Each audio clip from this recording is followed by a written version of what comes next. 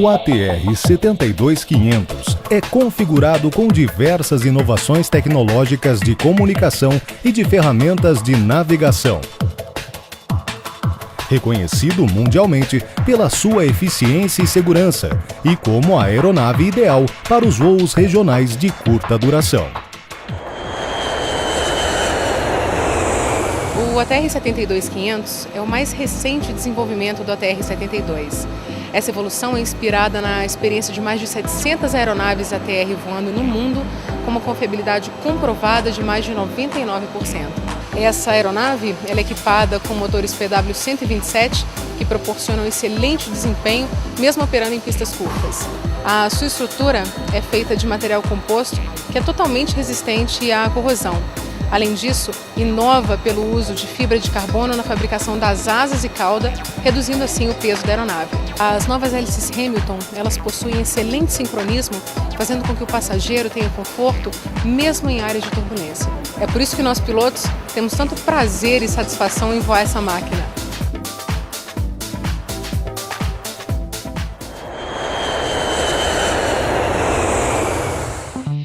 O ATR-72-500 oferece aos passageiros amplo espaço e muito conforto a bordo, com opção de assentos ao lado da janela ou no corredor, sem a poltrona do meio.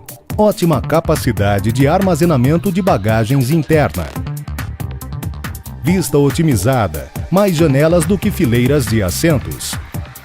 Luzes de leitura individuais e sistema de chamada de comissários.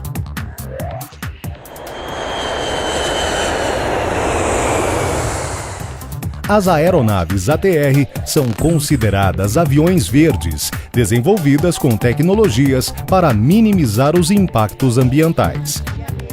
Apresentam um menor nível de emissão de gás carbônico por passageiro em comparação a qualquer outra aeronave comercial, o que corresponde em média a 25% menos poluição. São altamente eficientes e cumprem com todos os requisitos e exigências feitas aos operadores de aeronaves no mundo todo, além do baixo ruído externo, minimizando a poluição sonora nas comunidades próximas aos aeroportos.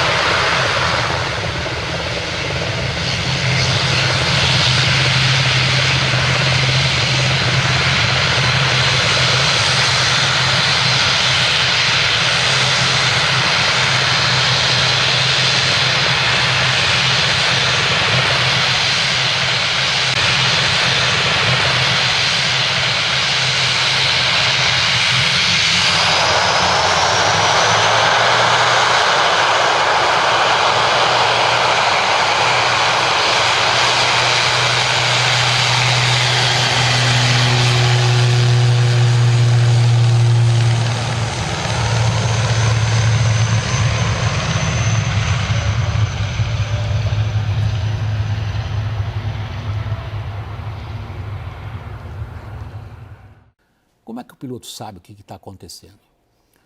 O gelo, em geral, é possível, na cabine de comando de um ATR como esse, é possível ver a acumulação de gelo. Junto às superfícies, ao para-brisa, como acontece com o carro de vocês, junto a todas aquelas áreas que o piloto visualmente consegue identificar que tem gelo.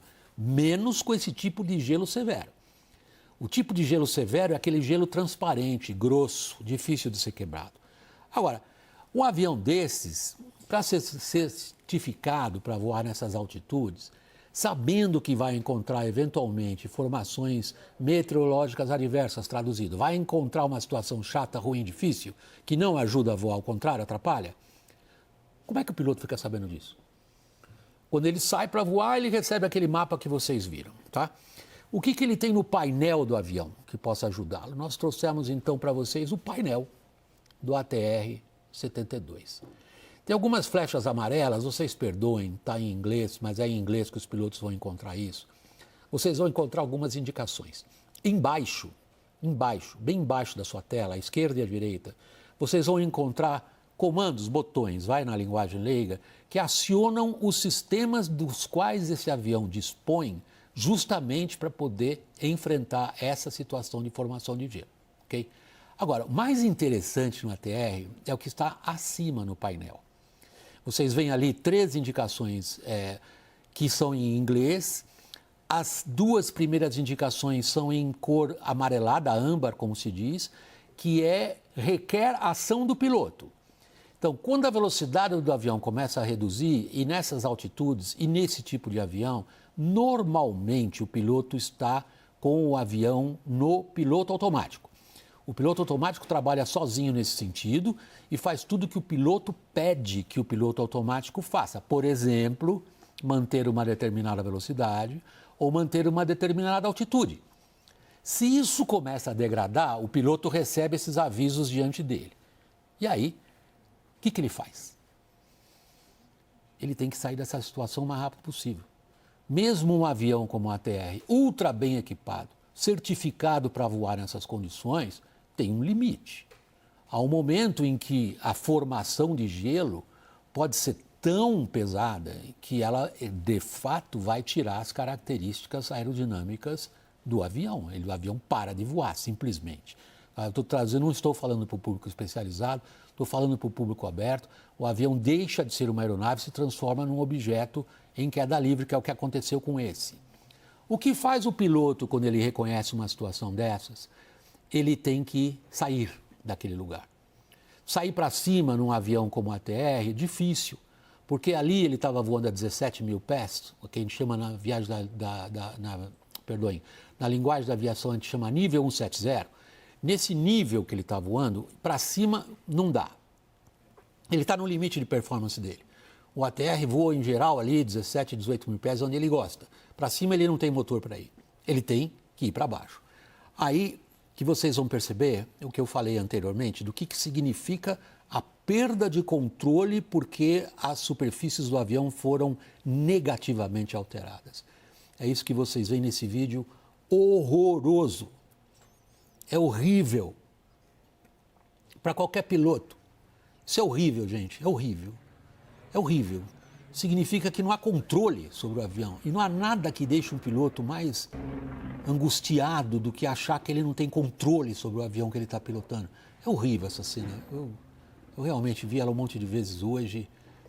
Confesso que cada vez que vejo me entristece. É horrível, não sei o que dizer. É horrível. Deixa eu voltar. O que acontece então? Vai para baixo, né? Tem 2 vantagens ir para baixo para sair de uma situação dessas. A primeira, ganha velocidade. Então o avião tem menos risco de passar daquele limite, a partir do qual ele perdeu a sustentação e virou ali um objeto caindo em queda livre. E outra vantagem ir para baixo é que ele vai pegar temperaturas menos frias e a fricção do avião passando pelo ar, outro princípio de física, vai gerar atrito, portanto calor, portanto vai ajudar eventualmente a derreter aquele gelo. Em boa medida o gelo vai embora mesmo, pela velocidade e pelo aumento da fricção e do calor que ele gera nas superfícies do avião.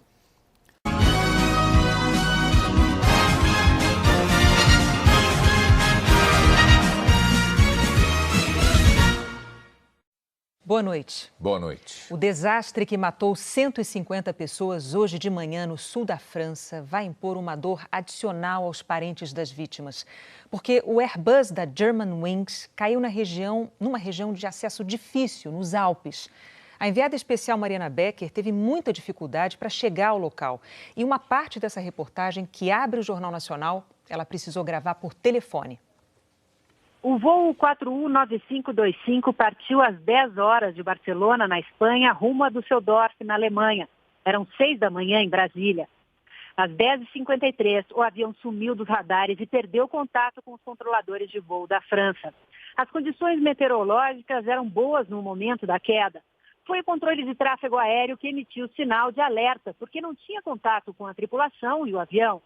Informações do trajeto do voo indicam que o Airbus teria sofrido uma diminuição brusca de altitude de 11 mil metros para 2 mil metros em 8 minutos.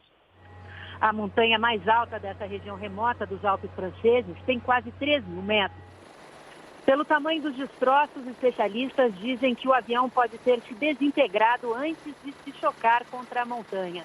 A poucos quilômetros do local do acidente, testemunhas dizem que ouviram um estrondo e, em seguida, uma explosão no ar. Entre os 144 passageiros, havia 2 bebês e 16 estudantes de uma mesma escola na Alemanha. A Germanwings é uma empresa de baixo custo, subsidiária da gigante alemã Lufthansa. O Airbus estava em uso há 24 anos. Os aviões da Lufthansa têm, em média, 11 anos. Ontem, tinha passado por uma inspeção de rotina em Düsseldorf. A última grande revisão foi em 2013. Segundo a companhia aérea, o piloto tinha 10 anos de experiência. O local do acidente fica entre as cidades de Barcelonette e Digne-les-Bains. E não há acesso por terra. Somente os helicópteros das equipes de resgate conseguem se aproximar. No início da tarde, autoridades anunciaram que localizaram uma das caixas pretas do avião, a que registra a conversa do piloto. A 10 quilômetros ao leste do acidente, foi montado um centro de operações de salvamento com 15 helicópteros em cooperação das Forças Armadas, equipes especializadas em resgate de montanha, bombeiros, médicos, soldados e policiais. São mais de 500 homens envolvidos nessa operação que não tem hora para acabar. O avião está atrás daquelas montanhas e por causa do nevoeiro a gente já não consegue ver mais nada. A previsão para essa noite é de neve e dessa forma o acesso ao local vai ficar ainda muito mais difícil. Arrivé sur place, on a vu un point d'impact. O tenente Sapé Henrique foi um dos primeiros a chegar ao local. Disse que o avião está irreconhecível e que há destroços espalhados por uma área de 15 quilômetros quadrados. Não há possibilidade de sobrevivência. O acidente mobilizou os governos da França, Alemanha e Espanha. Em Paris, o presidente François Hollande disse que a terça-feira era um dia trágico para a França. Ele soube da notícia no momento em que recebia no Palácio do Eliseu o rei da Espanha, Felipe VI, que anunciou o fim da visita e ofereceu condolências às famílias das vítimas. O primeiro-ministro espanhol, Mariano Rajoy, anunciou que vai amanhã visitar a região do acidente e decretou luto oficial de 3 dias.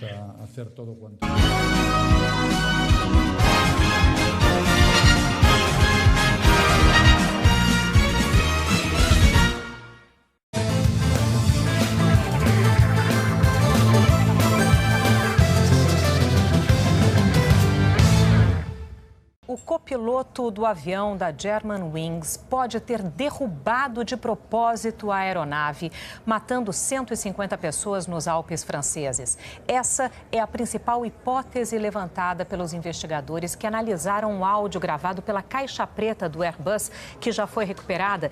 Nós vamos agora conversar, então, com a Cecília Malan, lá em Londres. Cecília, conta para mim, com essa nova hipótese, ainda há suspeita de atentado? Não, Sandra, apesar dessas revelações que causaram ainda mais choque e agonia, os investigadores descartam que o copiloto tenha alguma ligação, algum elo com o terrorismo. Mesmo assim, o FBI, a Polícia Federal Americana, se ofereceu para ajudar nas investigações. Segundo o promotor de Marsella, encarregado das investigações, a interpretação mais realista dos fatos é a de que o copiloto derrubou o avião de forma deliberada após trancar o piloto para fora da cabine. O alemão Andreas Lubitz, de 28 anos, teria desviado o avião em direção aos Alpes franceses e feito as manobras de descida acelerada de forma proposital. De acordo com os investigadores, as gravações de som da cabine mostram que as insistentes chamadas da torre de controle foram ignoradas. No áudio recuperado, ouve-se os gritos dos passageiros que só perceberam o que estava acontecendo pouco antes do impacto, ao verem o piloto batendo na porta sem nenhuma resposta. É possível ouvir também o piloto tentando derrubar a porta a qualquer custo, sem sucesso. A caixa preta que foi recuperada é a que registra as conversas na cabine. O áudio revela que durante os primeiros 20 minutos de voo, os dois pilotos conversavam normalmente. Mas quando o comandante saiu para ir ao banheiro, o copiloto iniciou a descida do avião, o que só pode ser feito manualmente.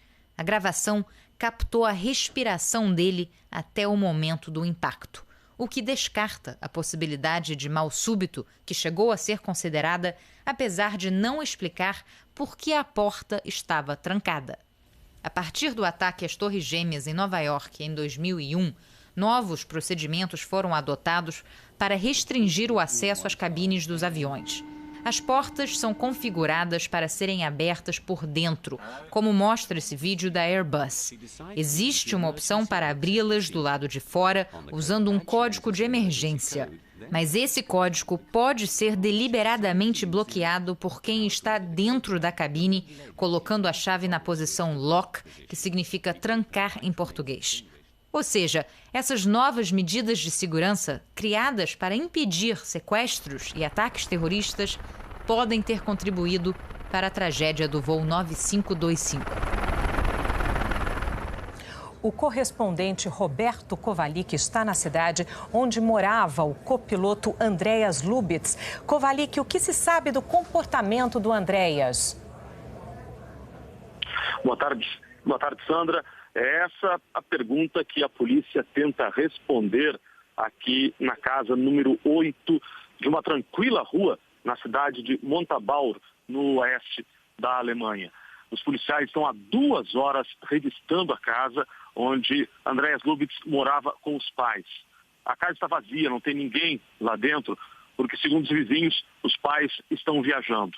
E os vizinhos estão estupefatos, estão de queixo caído, sem entender os motivos que poderiam levar Andreas a ter feito isso. Nós conversamos com vários deles, eles disseram que tanto os pais quanto Andreas eram pessoas absolutamente normais, tranquilas, tinham uma boa convivência com os vizinhos e simplesmente não conseguem compreender o que aconteceu. A polícia interrogou esses vizinhos para tentar traçar um perfil de Andreas e descobrir por que ele fez isso. A casa onde o copiloto Andreas Lubitz morava em Montabaur, no oeste da Alemanha, está cercada de policiais. Na cidade de 12 mil habitantes, as pessoas que conheceram Andreas dizem que ele era um jovem alegre. Todos estão em choque. Ele era membro de um clube de voo em Montabaur. Andreas tinha 28 anos e, segundo o presidente do grupo Lufthansa, estava 100% apto a voar, sem restrições. Passou em todos os testes da companhia. Ele começou os treinamentos, interrompeu por 3 meses e depois retomou. Andreas Lubitz recebeu o certificado para voar em 2013 e tinha 630 horas de voo. Conhecidos de Andreas também disseram que ele não apresentava sinais de depressão. E agora, Sandra, uma grande movimentação aqui em frente à casa. Um número muito grande de policiais chegando aqui, peritos, promotores e também a imprensa de todo o mundo. Esse aqui é o foco das atenções neste momento na Alemanha, um lugar onde todo mundo busca respostas.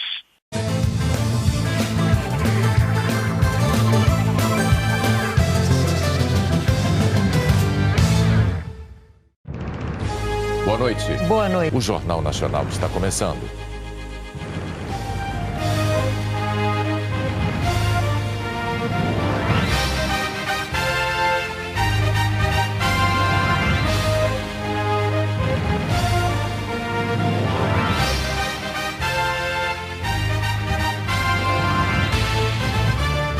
O anúncio de que o copiloto da Germanwings pode ter derrubado de propósito o Airbus provocou surpresa e indignação no mundo todo nesta quinta-feira. Os enviados especiais à região da tragédia, Mariana Becker e Sérgio Guils, trazem os detalhes da investigação que levou a essa suspeita.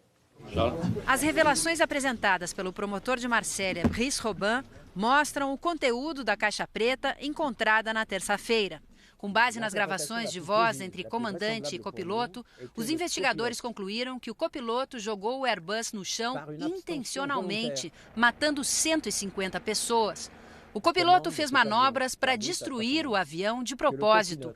Enquanto estava sozinho, o copiloto pressionou o botão para colocar o avião em descida. A ação de selecionar a altitude só pode ocorrer de forma deliberada, disse o promotor. O selecionador de altitude ne peut être que volontaire.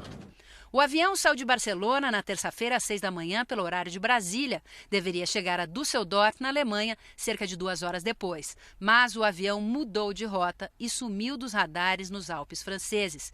Segundo as informações divulgadas hoje, o Airbus despencou a uma velocidade de 700 km por hora. Os investigadores afirmaram que nos primeiros 20 minutos de gravação, a conversa entre os dois pilotos foi normal. O comandante, identificado como Patrick, repassou os procedimentos para o voo. Ele pediu então que o copiloto Andreas Lubitz assumisse o comando e saiu da cabine para ir ao banheiro. Na sequência, ouve-se a porta fechar. O copiloto então iniciou a descida. Os controladores de voo perceberam a mudança e chamaram o avião sem resposta. Pelo interfone, o comandante pediu que o copiloto abrisse a porta. Não houve resposta. O comandante começou a bater com força, desesperadamente. Nos últimos segundos, podem-se ouvir os gritos dos passageiros, que a esta altura já tinham percebido o que estava acontecendo. O tempo todo, segundo o promotor, é possível ouvir a respiração do copiloto, que é normal, indicando que ele estaria bem e consciente. A gravação captou a respiração dele até o momento do impacto. Todo esse processo durou cerca de 10 minutos. Essa notícia que chocou o mundo foi especialmente devastadora para as famílias das vítimas que chegaram hoje aqui à pequena Saint-les-Alpes. Elas foram recebidas naquele prédio ali atrás de mim. E agora elas têm a dolorosa tarefa de esperar pelos corpos que estão sendo resgatados na montanha. Antes mesmo que a informação fosse divulgada, as autoridades locais decidiram separar as famílias do comandante e do copiloto. A maior parte dos parentes dos passageiros deve voltar nos próximos dias aos países de origem. Outras famílias dormirão nas casas dos moradores da cidade que se ofereceram para hospedá-las. Os habitantes de Saint-les-Alpes estão perplexos. Estamos profundamente comovidos. Este acontecimento mudou nossas vidas para sempre. A remoção dos corpos deve durar 15 dias. Nessas imagens divulgadas pelo Ministério do Interior francês, equipes especializadas em resgate nos Alpes recolhem peças do avião e pertences dos passageiros. As buscas serão retomadas amanhã.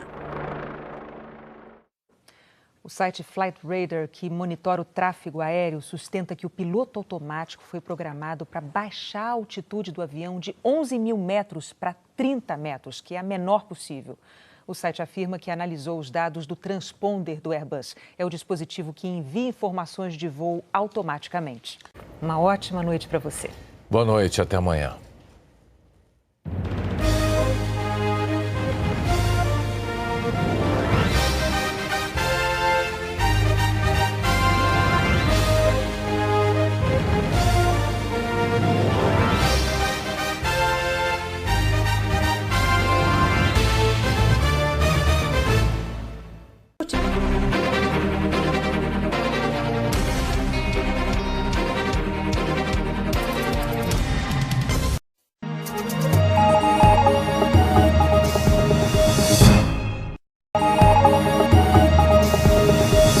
O jornal alemão Bild revelou que o copiloto, suspeito de ter derrubado deliberadamente o avião da Germanwings, teria sofrido um descolamento de retina e, por isso, temia perder a visão. O jornal também publicou a transcrição do gravador de voz da cabine de voo da Germanwings, como mostra o enviado especial a Düsseldorf, Pedro Vedova. O voo parte às 10h01, 20 minutos depois da hora. Na primeira comunicação, o piloto pede desculpa aos passageiros pelo atraso. Nos 20 minutos iniciais, o comandante Patrick Zonderreiner joga a conversa fora.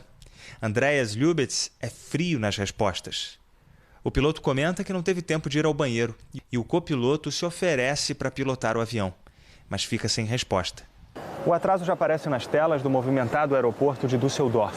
Às 10h26, o comandante pede para Andreas preparar a aterrissagem e houve uma estranha resposta. Tomara. Vamos ver. O copiloto insiste para o capitão ir ao banheiro. Agora você já pode ir. 2 minutos depois, o comandante se deixa convencer. Pode assumir. A poltrona se move, a cabine se abre pela última vez. Às 10h29, o avião perde altitude. Controladores de voo estranham e tentam contato. Nenhuma resposta. Dentro da cabine, o alarme já dispara. Uma pancada, outra.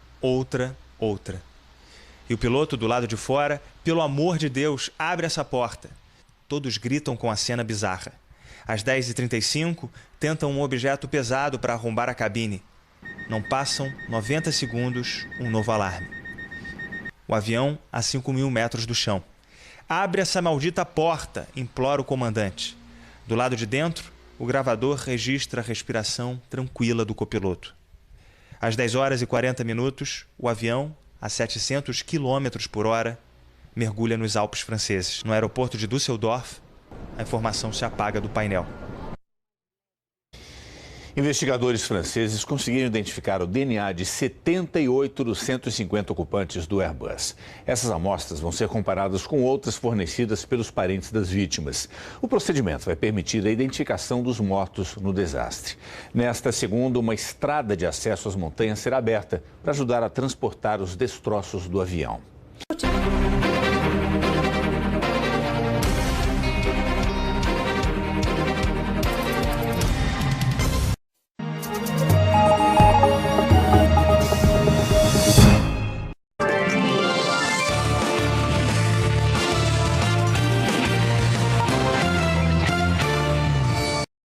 Investigadores franceses encontraram e disseram que conseguirão ler o conteúdo da caixa preta que registrou os dados do voo da Germanwings, derrubado intencionalmente pelo copiloto numa montanha dos Alpes, causando a morte de 150 pessoas. Os investigadores têm em mãos uma espécie de contraprova. Só uma grande novidade na segunda caixa preta tiraria a suspeita do copiloto. A polícia francesa e alemã têm cada vez menos dúvida de que Andreas Lubitz causou a tragédia.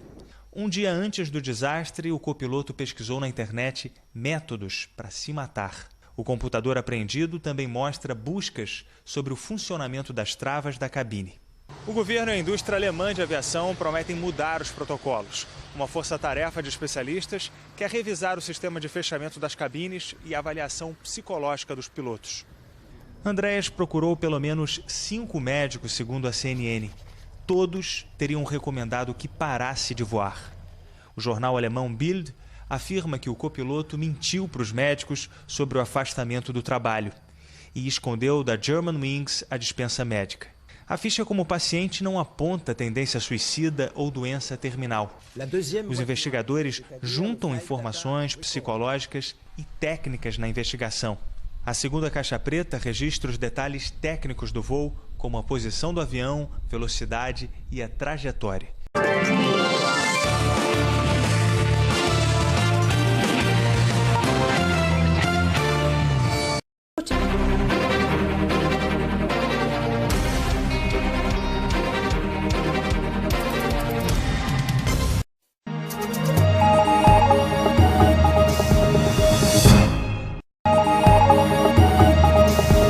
As autoridades francesas fizeram revelações que podem mudar totalmente os rumos das investigações com o avião da Germanwings.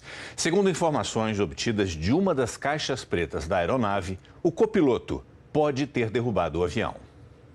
As revelações anunciadas pelo promotor chocaram o mundo. Numa coletiva de imprensa em Marsella, foram divulgados os detalhes surpreendentes captados por uma das caixas pretas. Durante os primeiros 20 minutos de voo, as gravações mostravam uma conversa normal entre o piloto, identificado como Patrick, e o copiloto, Andreas Lubitz. Isso até o comandante deixar a cabine para ir ao banheiro. Na volta, bateu insistentemente na porta, mas não houve resposta. L'interprétation la plus plausible, la plus vraisemblable pour nous est que le copilote, par une abstention volontaire, a refusé d'ouvrir la porte de la cabine de pilotage au commandant de bord. Desde os atentados terroristas de 11 de setembro de 2001, quando extremistas sequestraram aviões, foram elaborados procedimentos para abrir a porta da cabine por questão de segurança. Um vídeo produzido pela Airbus em 2002 informa passo a passo. Se alguém quiser entrar no cockpit, precisa pedir o acesso. Através de uma câmera ou um olho mágico, o piloto decide se aceita ou nega. Se não houver resposta, um tripulante pode digitar um código de emergência.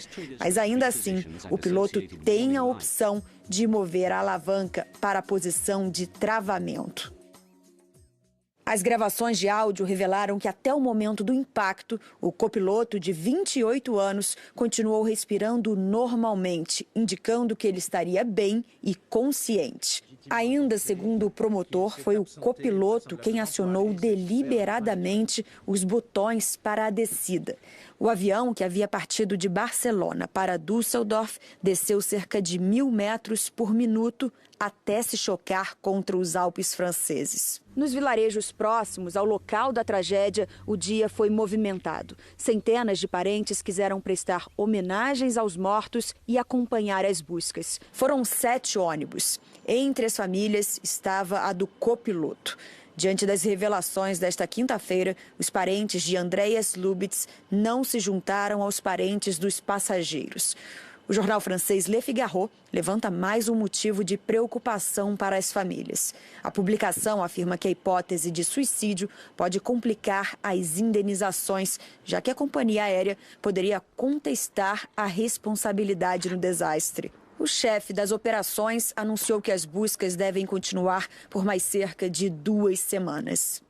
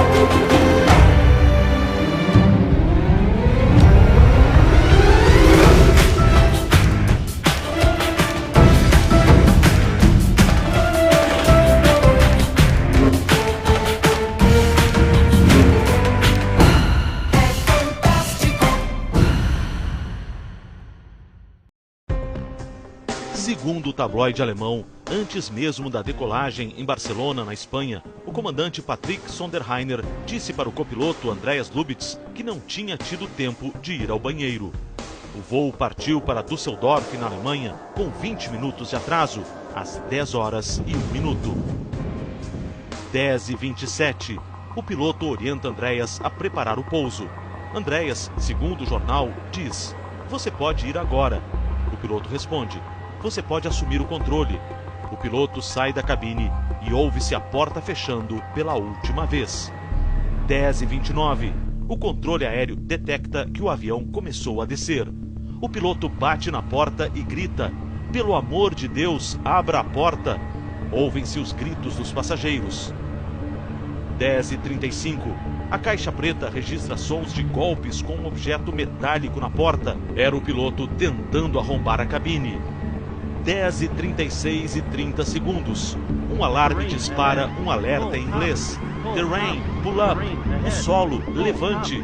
Em seguida, ouve-se uma nova batida forte na porta e mais um grito do comandante. Abra a maldita porta! 10h38. Enquanto o avião desce, é possível ouvir a respiração calma de Andréas. 10h40. Um som que parece ser o da asa direita raspando uma montanha. Gritos dos passageiros são ouvidos uma vez mais. São os últimos sons registrados. O que teria levado o copiloto Andreas Lubitz a cometer tamanha insanidade? É um mistério que a polícia tenta desvendar. O que quer que seja que se passava na cabeça de Andreas, ele escondia muito bem. Esportista aparentemente saudável, ele nunca levantou suspeitas. Ele acenava da janela, eu respondia, diz o vizinho. Este outro conta que o encontrava na rua. Era uma pessoa educada, muito amigável, sempre tinha um sorriso no rosto. Há muitos pacientes que quando querem se suicidar, eles até dissimulam para que as pessoas em volta não se apercebam disso e não o impeçam de se suicidar. Foi o que ele fez, segundo os procuradores franceses, na última terça-feira, levando junto 149 passageiros e tripulantes ao jogar o avião da Germanwings, que ia de Barcelona para Düsseldorf, nos Alpes da França. A paixão pelos aviões começou cedo. Este aeroclube fica a menos de 2 quilômetros da casa dos pais de Andreas. Foi aqui que, aos 14 anos de idade, ele aprendeu a voar num planador. Uma atividade que nunca deixou de praticar. A última vez em que esteve aqui foi no fim do ano passado para renovar a licença. Segundo sócios do clube, ele também voou de planador sobre os Alpes franceses. Uma região que conhecia muito bem e justamente onde o piloto saiu da cabine para deixar Andreas sozinho no comando do avião. Para este psiquiatra, o ato de Andreas Lubitz pode ter sido motivado por vingança. Essas pessoas odeiam a humanidade, odeiam o próximo, já que o próximo, o outro, é responsável por todo o seu sofrimento, por todas as suas mazelas. Então, ele disse, bom, eu vou morrer, mas vou matar essas pessoas também, que são responsáveis pelo meu sofrimento. Eu vou morrer, mas eu vou me tornar famoso. O mundo todo vai me conhecer. E ele obteve êxito. Foi isso que disse uma comissária de bordo que teria tido um romance de 5 meses com Andreas. Segundo a entrevista dada por ela ao jornal sensacionalista alemão Bild, o copiloto dizia constantemente: um dia todos saberão o meu nome. Ela disse que terminou o relacionamento por causa do comportamento estranho de Andreas, que se irritava com facilidade, acordava no meio da noite dizendo: estamos caindo. Andreas teria um relacionamento mais duradouro com uma professora há 7 anos e que também teria ameaçado romper com ele por causa do comportamento. Andreas e o irmão mais jovem cresceram num bairro de classe média alta, tão tranquilo que as casas não têm muros nem cercas. Filho de um executivo de um banco e de uma professora de piano, o copiloto morava numa das maiores casas da rua, que agora está sempre com um carro de polícia na porta. Aqui, os policiais acreditam ter encontrado pistas para explicar o que se passava na cabeça dele para derrubar um avião.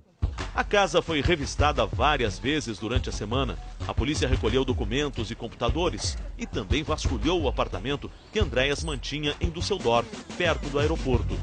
Segundo procuradores alemães, a polícia encontrou nesse apartamento registros médicos, alguns rasgados.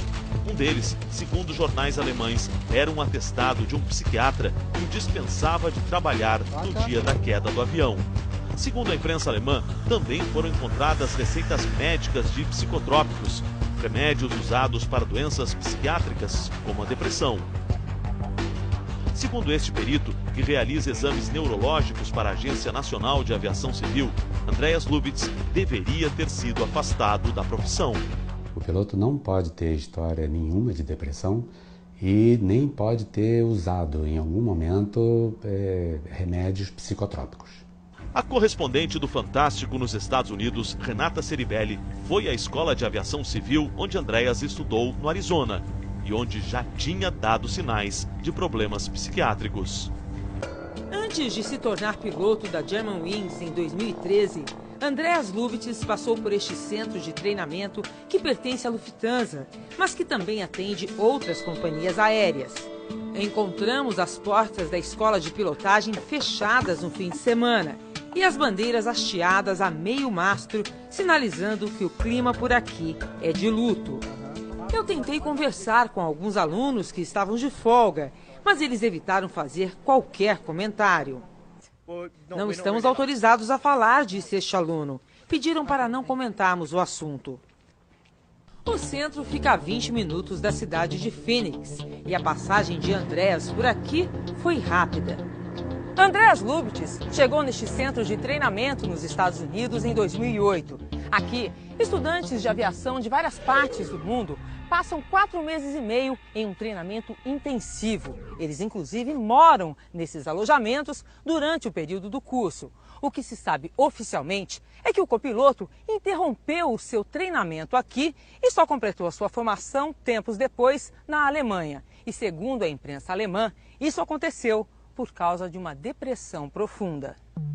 Tentamos confirmar por e-mail com a porta-voz da companhia aérea Lufthansa, mas a resposta foi: não podemos dar nenhuma informação sobre isso. No mesmo e-mail, a porta-voz afirma que interromper o curso não é algo raro. Mas este ex-instrutor do Centro de Treinamento do Arizona, que conversou comigo pela internet esta semana, diz o contrário. O piloto conta que o treinamento aéreo é muito estressante. Depressão é comum, diz ele. Você vê o tempo todo. E eu acho que o caso dele era extremo. Para este jornalista, especialista em aviação, os pilotos deveriam ser monitorados com mais atenção por psiquiatras e pelas empresas. Casos de pilotos com depressão, com problemas domésticos e com bebida são bastante comuns. Os baixos salários e a queda do prestígio da profissão são motivos recorrentes. Carsten Spohr, diretor executivo da Lufthansa, dona da Germanwings, disse que Andreas passou por todos os exames médicos e psicológicos antes de ser admitido. Nos últimos 2 meses, Andreas procurou atendimento 2 vezes no Hospital Universitário de Düsseldorf, que não explicou os motivos, mas informou que as consultas não estavam relacionadas à depressão. O jornal americano New York Times levantou outra possibilidade. Andreas teria problemas de visão, o que poderia abreviar sua carreira de piloto. São peças de um quebra-cabeça para tentar explicar como alguém consegue pilotar durante 10 minutos um avião lotado em direção à morte.